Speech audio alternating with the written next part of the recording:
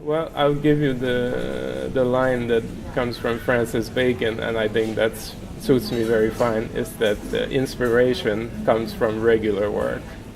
There is no such thing as some abstract, some floating inspiration. Usually, it comes when you sit down at your workplace and you start working, and then you get the ideas, and you better be there when you have it.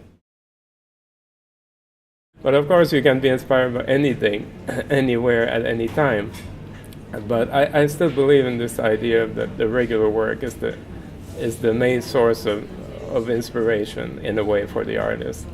That at least for me it is, and maybe for other artists it's different.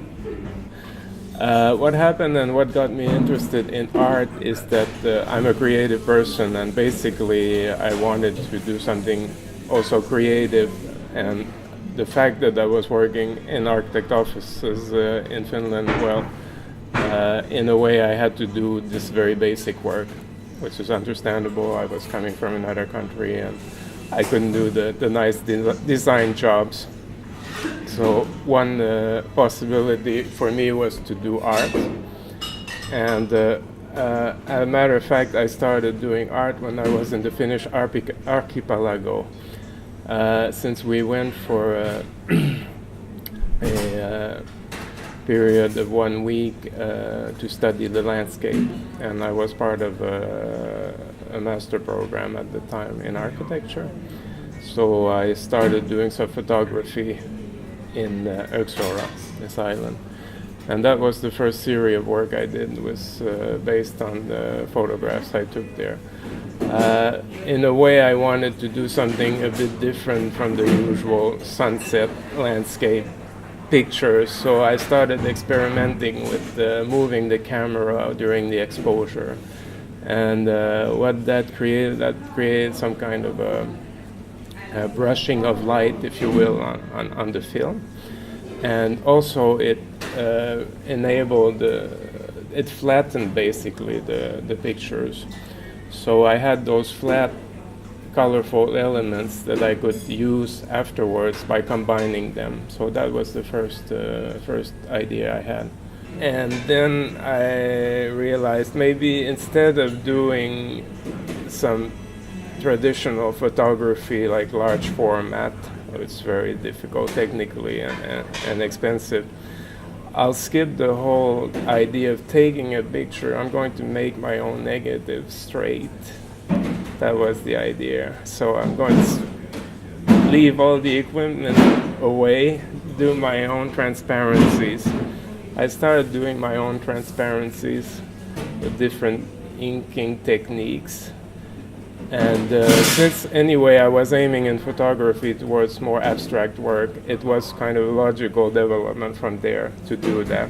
It's so amazing to see all those projections of shades because of the angle of the sun here. So I became kind of fascinated by the idea of shades, and I decided I tried to do photographs which would be sort of shades without the object present.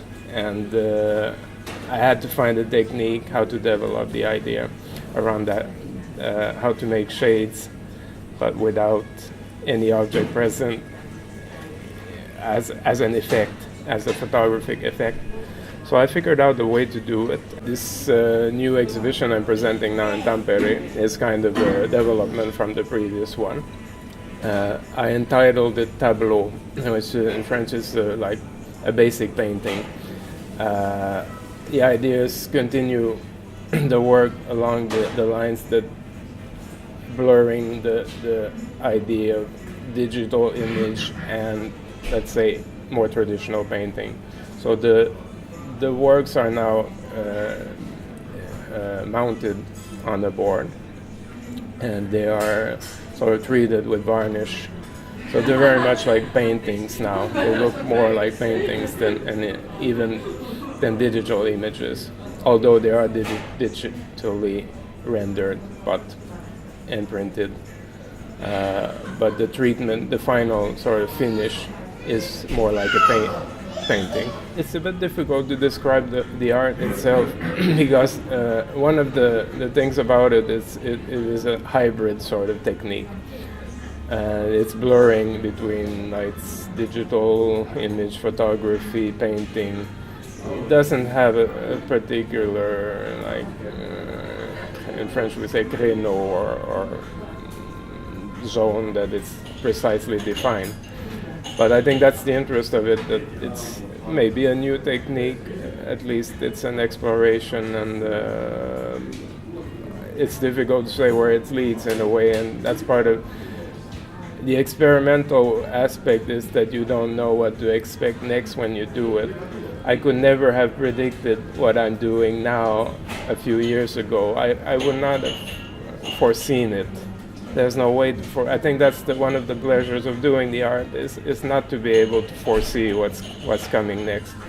And some artists, you know, the next show will be more or less the same as the previous one, and that's not a bad thing. I'm admiring like people like Matti Kujasalo, who's completely dedicated to one line of thinking, but his work is still evolving within those very, very narrow lines of technique and development. But in a way, I'm admiring of that kind of work too, because it's very difficult. It would be very difficult for me just to go on a very particular line of thought and just stick to it no matter what, because I'm a little bit more open to, let's say, chance, and that's part of the work itself. Is the chance and the accident are part of the work, and you have to be flexible, and maybe something happens that makes you change your work. Some artists are very dedicated, some way of thinking, and I'm in a way admiring of that too, because I wouldn't be able to do it myself.